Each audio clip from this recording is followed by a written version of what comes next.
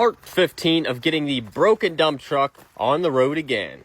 Our most recent mission has been trying to get the dump bed to dump again. In the last video, we made some progress, but we came back with vengeance and a new plan. Currently, this bed lifts about a foot. I believe it's running out of hydraulic fluid, so we're gonna go right about to before it stops, add fluid in the reservoir, lift a little more, add fluid to the reservoir, and hopefully repeating that process over and over until we get to the top, and then we'll put the cap on the reservoir and let it down and see what happens. We are for sure fighting some air though. First, let's get this guy under here because we know we're gonna make a mess. Get our hydraulic oil ready to rock and roll. I'll be the first to tell you I'm absolutely, positively not putting myself underneath that bed. We're gonna be using this pump and this guy to put the fluid into there. Now I'm going to just pump my little heart out until this has fluid coming out of it. Way safer than trying to lift the bed and then getting underneath of it and all that stuff we don't want to do. This is also a great time to drop your recommendations for transfer pumps because after this process, I think I will be investing. I don't know how much this pumps per ton, but I've been doing this for probably about 4 minutes now, so it's got to be a good bit of fluid in there. And bingo, we got fluid out and going in our bucket. We're going to hop in, PTO in, and lift. At least maybe a couple feet, because I know it was happy with a couple feet earlier. Okay, we're up a little bit. Try and pump some more in here. It's taking it, so that's a good thing. Definitely taking a good bit of fluid still. And we're full. Repeat. Our lines are backwards, so technically down is going to be up. Let's see if she'll take some more here. All right, we are. This is good. Take her up again. And repeat the process.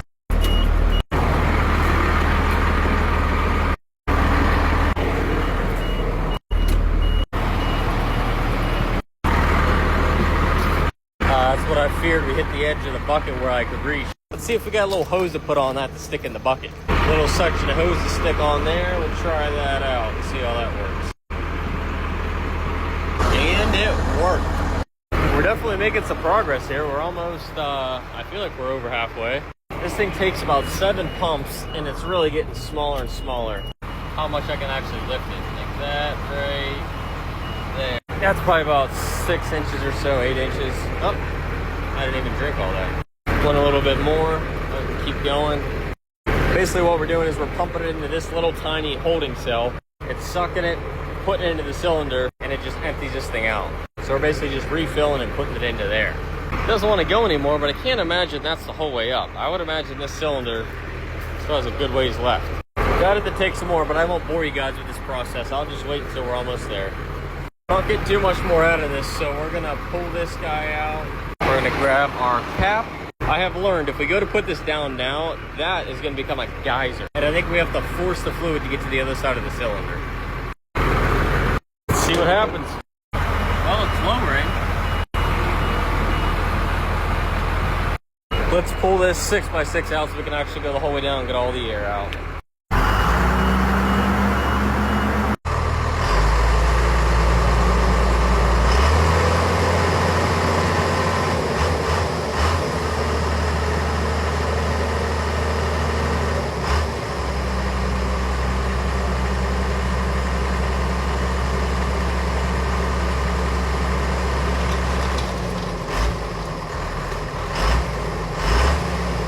We got it, guys. That baby is up in the air. I don't think it's the whole way, but we're like 90% of the way there. I'd be lying if I said I wasn't a little scared to open this. Worrying it might be a little bit under pressure. I don't know. I just hate there's no vent in this system. It just kind of doesn't make any sense. I can see some air trying to get out of there, bubbling. Oh, perfect.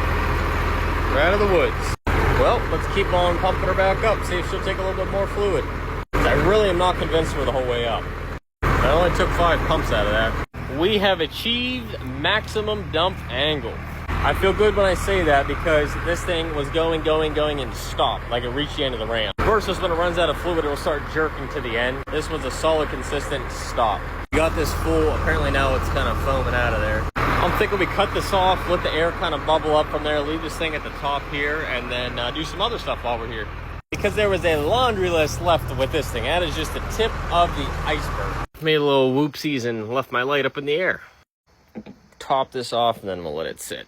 Step one was definitely re-support the bed with both these 4x4s. Next, let's get the brakes finally finalized. If you remember, this sensor we replaced for the parking brake wire, which is on the back side of this. We went from a 1-wire sensor and all I could find was a 2-wire sensor. Inside of the cab, I made these at the shop. The plug basically needs a power and a ground. Power is going to come from this wire. Hidden in there is a butt splice to connect to the current wire. This one will attach to the sensor with that bullet style terminal there, and then we'll ground it to the frame.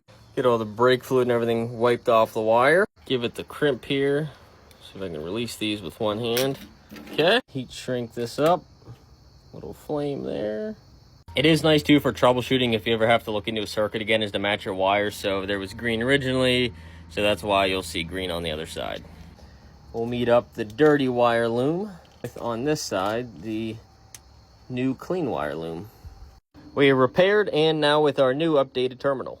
Now we can take this and plug on the one of those, doesn't matter which. I think we'll zip tie this nice and tight here. Next, let's put our ground on there with the ground in. There we go. We got to choose a frame hole to go through, so I'm thinking one of these guys. It looks like this one is going to be the easiest if you see my finger in there.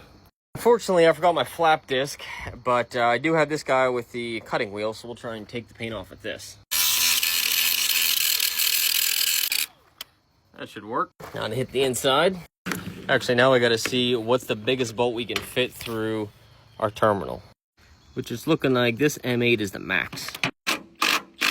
That was the perfect use. Look how small this thing is. This is the new Impact from Milwaukee. It's their like small stubby thing, fits everywhere. From the outside of the frame, that's all you'll see, which will actually get painted. From the inside, you'll see that. Now we just reconnect it up here so we have a positive and a ground. Since we're on the brakes, next up, let's grab a helping hand and bleed this whole entire system. We'll start here, there, and then do the fronts. Trying to bleed this guy here. Unfortunately, ladies and gentlemen, I have run out of brake fluid. I didn't catch it, so we actually put a whole new air pocket back into the system. That's going to have to be worked the whole way to the back of the truck. With that being said, I think that's a good stopping point. We need to start bleeding brakes, and this thing's almost on the road.